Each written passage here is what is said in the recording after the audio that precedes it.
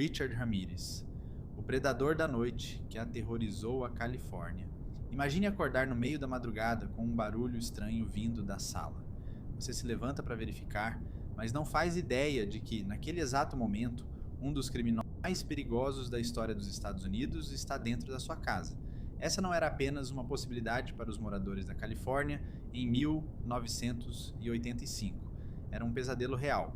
Hoje, você vai conhecer a história de Richard Ramirez, o homem que ficou conhecido como o Perseguidor Noturno ou simplesmente Night Stalker, um assassino que espalhou medo por toda uma região, invadia casas aleatoriamente durante a madrugada e deixava um rastro de terror impossível de prever. Antes de continuar, já deixe seu like e se inscreva no canal, porque o caso de hoje é considerado um dos mais assustadores da história criminal americana. Richard Ramirez nasceu em 29 de fevereiro de 1960 na cidade de El Paso, no Texas.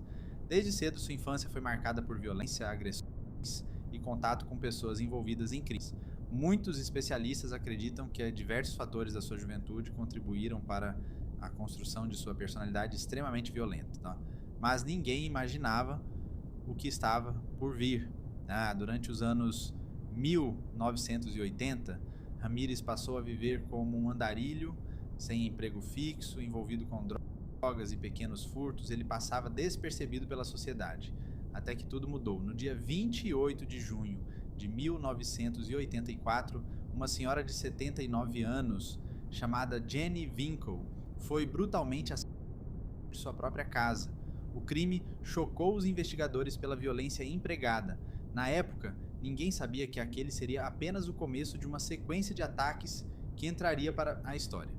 Meses depois, os ataques voltaram, e dessa vez de forma ainda mais brutal.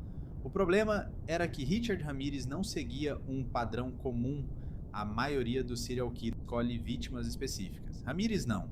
Ele atacava idosos, adultos, homens, mulheres e até crianças. Algumas vítimas eram assassinadas a tiros, outras eram esfaqueadas. Algumas sofriam agressões sexuais, outras eram espancadas. Essa imprevisibilidade transformou a investigação em um verdadeiro pesadelo para a polícia. Enquanto os investigadores tentavam encontrar ligações entre os crimes, o assassino continuava agindo. Cada novo ataque aumentava o pânico. As notícias tomavam conta dos jornais e telejornais. Pessoas começaram a comprar armas para se proteger. Muitas deixavam as luzes acesas durante toda a noite. Outras tinham medo até de dormir. Foi então que a imprensa lhe deu um apelido que ficaria marcado para sempre: Night Stalker, o Perseguidor da Noite. Um nome que parecia saído de um filme de terror, mas infelizmente era real. Conforme os meses passavam, os crimes se tornavam ainda mais assustadores. Em várias cenas, Ramirez deixava símbolos satânicos desenhados nas paredes ou nos corpos das vítimas. Ele dizia ser seguidor do satanismo e fazia questão de criar uma imagem ainda mais perturbadora para a mídia e para os investigadores. A população estava desesperada, centenas de policiais trabalhavam no caso. O FBI passou a auxiliar nas investigações. Mesmo assim, ninguém conseguia descobrir quem era o homem por trás disso tudo, mas todo criminoso comete erros. E Richard Ramirez também cometeria.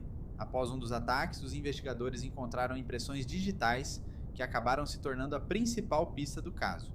Graças a sistemas de identificação que começavam a evoluir naquela época, a polícia finalmente conseguiu associar aquelas digitais a um nome: Richard Ramirez. Quando sua fotografia foi divulgada na televisão e nos jornais, algo inesperado aconteceu.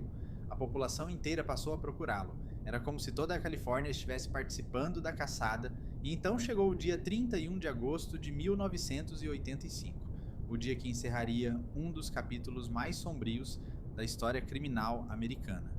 Naquela manhã, Ramirez caminhava pelas ruas de Los Angeles sem saber que sua foto estava estampada em todos os lugares. Um morador o reconheceu imediatamente. Em poucos minutos, várias pessoas começaram a persegui-lo. Ramirez tentou fugir, tentou roubar um carro, tentou escapar correndo, mas a multidão não permitiu. Homens e mulheres passaram a cercá-lo. A raiva acumulada durante meses de terror finalmente explodiu. Ele foi espancado por dezenas de pessoas e só não morreu ali porque a polícia chegou a tempo para prendê-lo. Quando as imagens da prisão foram divulgadas, o país inteiro respirou aliviado. O monstro finalmente havia sido capturado, mas o horror ainda não tinha terminado. O julgamento de Richard Ramirez se tornou um dos mais famosos da história dos Estados Unidos. Durante as audiências, ele demonstrava comportamento frio e provocador. Chegava a desenhar pentagramas e fazer referências ao sadismo diante das câmeras. Não demonstrava arrependimento, nem pelas vítimas, nem pelas famílias destruídas por seus crimes.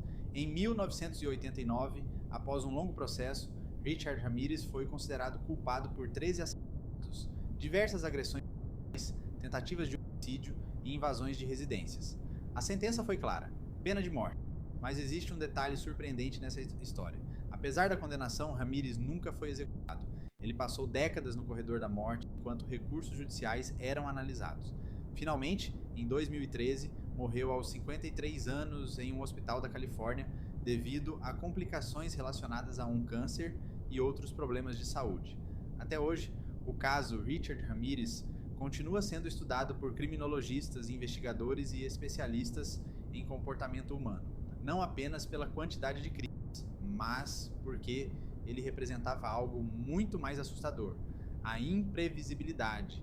Você não precisava conhecer Richard Ramirez para ser uma vítima, não precisava morar em um bairro específico, não precisava ter feito nada, bastava estar no lugar errado na hora errada. E talvez seja justamente isso que torna sua história tão aterrorizante até hoje.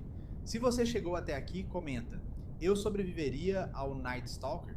E não esqueça de se inscrever no canal para mais histórias reais que parecem saídas de um filme de terror, mas aconteceram de verdade.